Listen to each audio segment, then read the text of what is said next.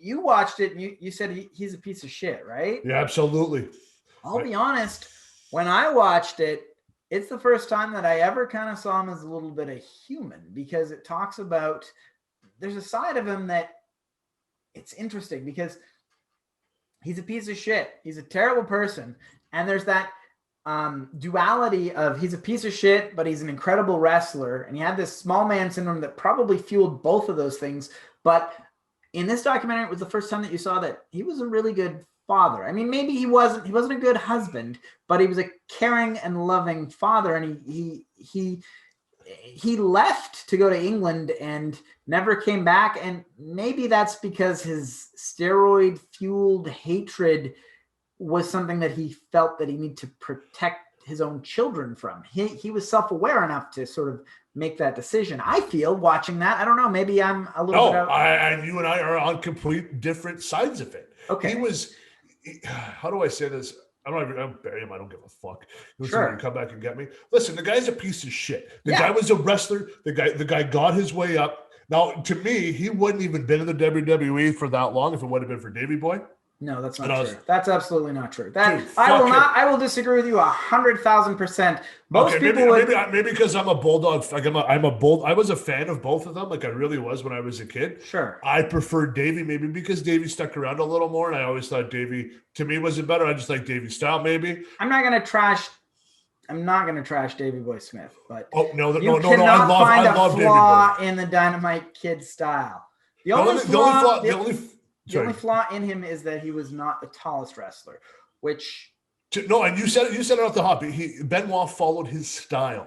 Mm-hmm. That style was crazy, and even Mick Foley said like he had to be a little bit more hardcore for back then, like going into those metal ring posts and things like that. And I understand that, but he was a piece of shit. Then once he started taking the steroids and getting bigger, you could see it. The minute he started taking steroids, his digression with his family just went down. Like he just died. Like his whole family. He's like trying to shoot his wife in the head with a shotgun, all beating his wife, doing all kinds of stuff. Then like dislocating Mick Foley's jaw because Mick Foley didn't pay his dues, which as we see from documentaries, Mick Foley's paid his dues. Exactly. Now I was looking at it and watching his style, like you said with Benoit. Right away you can see Chris Benoit. If you're a Benoit fan like I am, you can see Benoit and Dynamite Kid are almost exactly the same. Like their mannerisms, their size, their build, their mentality, the head drop, all this stuff. Like with all that damage he was doing, the drugs, the alcohol, like the steroids, there's no way you could have been a nice guy,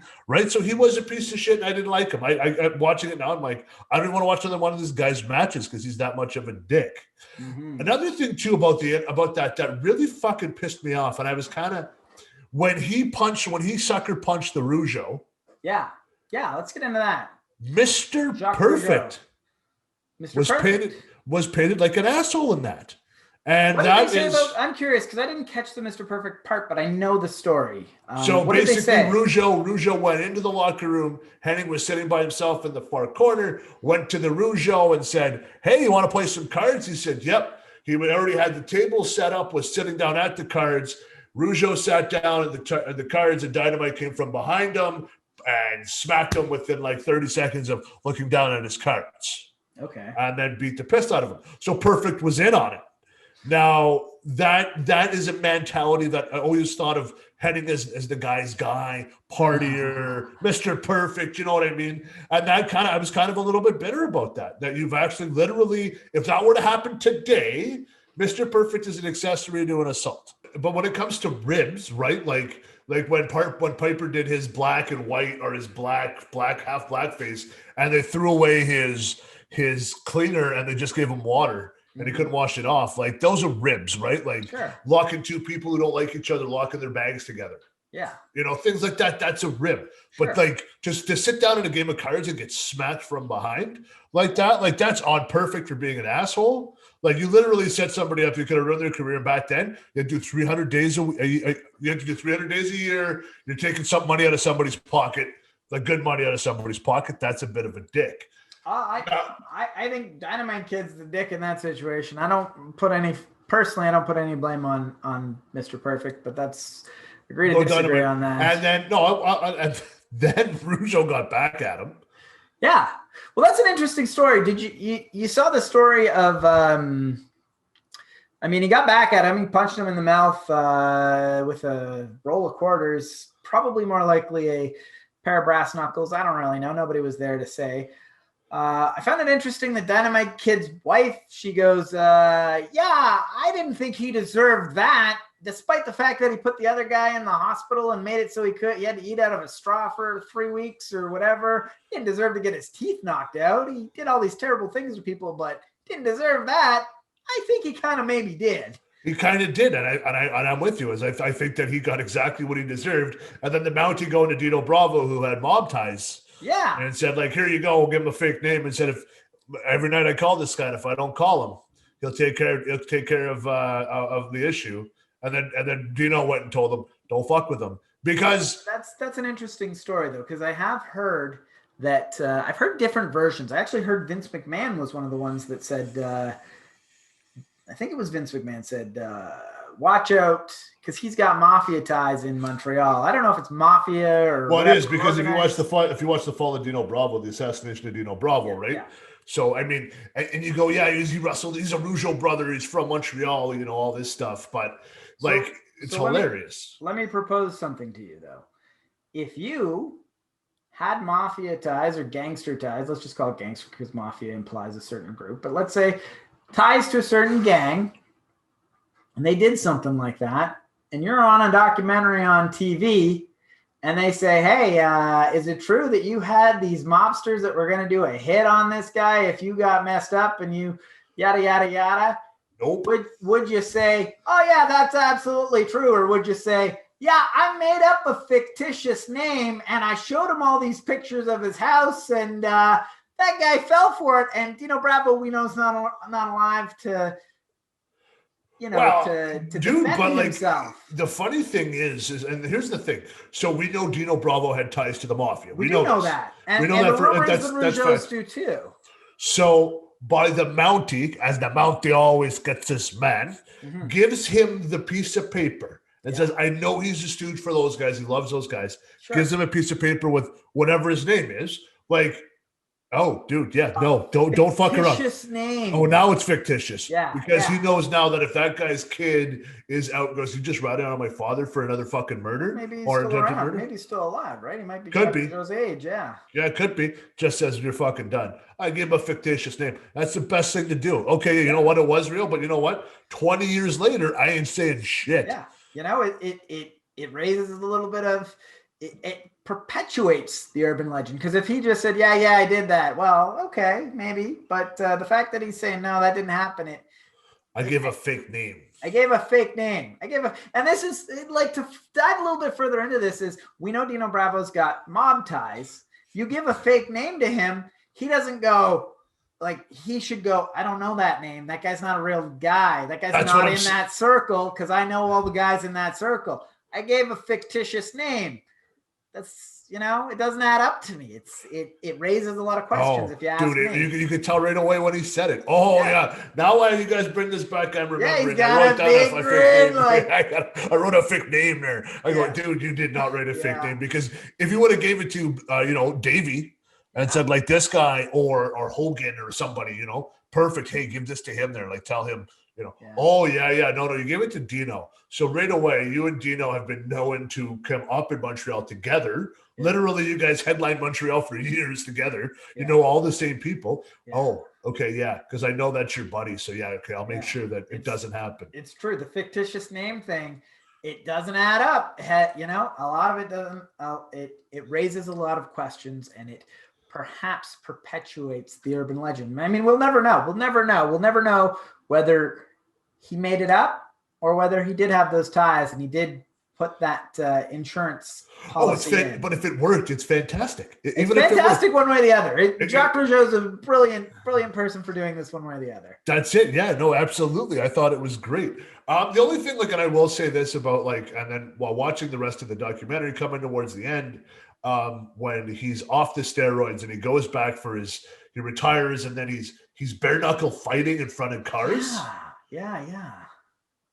So the only thing, and I don't know if the narrative for Dark Side of the Ring would have worked. He probably made a lot of money wrestling. He probably made a lot of money. He probably sent a lot of money home. Here you go. Here's my paycheck. I'm in wherever. I'm in Wyoming. Send it to the wife back home in Calgary. Did he just give all of his money to his wife and kids? I don't know. Because like if you're bare knuckle fighting and you literally made like $4 million, let's say over your career, you would think in a short you would have money. To be honest, I have always sort of subscribed to the narrative, and I don't know if I ever really checked into it, that I know that Dynamite Kid spent the last long while in a wheelchair, and I always thought that he was impoverished. And I think actually in this book that Brett might even have said that he was living a shell of himself in a wheelchair in Wigan or somewhere in the UK, and in basically a poor neighborhood where kids would. So I don't think he was living well. I don't know if he had a lot of money. It is possible that he gave all his money to his wife. It is possible. Do you know what I mean? So like you're looking at it, you're going, okay, you got taken care of, because like he did wrestle. He wrestled what, WrestleMania 2? Was it WrestleMania 2 and 3? I think 2, 3, yeah, because he was. Did he make it to 6? No, I don't think he made it past 3. Like I've seen them all, but I can't tell you specifically. I don't think he made it past 3. And to be honest, it's interesting that you bring up that his last match is in 1996. Somewhere around the early 2000s, somebody showed me a picture of Dynamite Kid. This is what he looks like now, and he's in a wheelchair. And somewhere, again, I subscribe to the narrative that in the early 80s, maybe like 92-ish, that, late 80s, early 90s, he suffered an injury and was in a wheelchair for the rest of his life. But that's not true. He was wrestling we were in high school in 1996. He had his last match. And he did have that injury, that famous injury in the 80s, but somehow he got back up and continued to wrestle. And it is interesting that I often get confused on that timeline of when exactly he was wheelchair bound and when exactly he retired from wrestling. I've never seen his last match. I'll be honest. I've never bothered to go out and see that. At the end of it, when his daughter said he went and seen him in the wheelchair and flew over to England, and it's like they didn't miss a beat. Yeah. His love for his children was always there. We know that. Like that's what you were saying. He's a good dad. Yeah. But he was he's a drug addict that lived a basic 80s wrestler mentality. Mm-hmm. Like when you think of 80s wrestlers, you think of juiced up guys who don't live past their 40s. Yeah. Like they hit 50, that's old age for them. Yeah. Right. For what they put their body through. So, and then, she got a little closure, and it wasn't, I don't know. To me, it's like, because he's no longer on steroids, and he's seen the last, when you see your last days, when you see the light at the tunnel and you're going towards the light, you change your life real quick. Right. So, I mean, good on his daughter for going and seeing him and stuff like that. But like, that just shows you on a drug fueled rampage of the 80s. That's another snapshot of the 80s that is just ridiculous wrestling wise. One question for you. Sure. Dynamite Kid ever going to be in the Hall of Fame? Ooh, he absolutely deserves it. It's sort of like a lesser extent of Chris Benoit. The Chris Benoit situation is that because of who he was outside of the ring, they may shy away from it.